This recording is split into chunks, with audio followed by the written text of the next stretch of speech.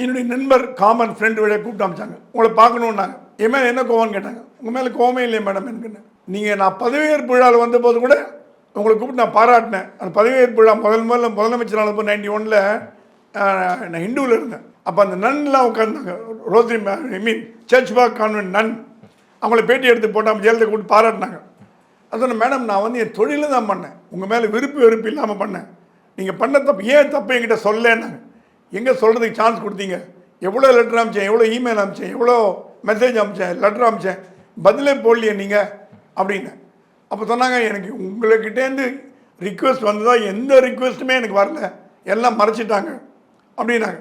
சொன்னேன், மேடம் அப்போ நீங்கள் சொல்லியிருந்தீங்கன்னா நான் உங்கள்கிட்ட வந்து எக்ஸ்பிளைன் பண்ணியிருப்பேன் என்னென்ன தப்புங்கிறது. நீங்கள் திருத்தின்னு இருக்கலாம், திருத்திக்க முடியாமல் போயிடுச்சு, இட்ஸ் டூ லேட் அப்படின்னு சொன்னேன். அந்த அளவுக்கு பக்குவமாக நான் ஏன் தோத்தேன் அப்படின்னு அரசியல்வாதி ஒரு பத்திரிகையாளர்கிட்ட கேட்குறாங்கன்னா அவங்க எவ்வளோ பெரிய மனசு பாருங்கள். ஈகோ இல்லை அவங்ககிட்ட இல்லாத ஈகோ மட்டும்தான். ஆனால் சுய நம்பிக்கை அதிகம்.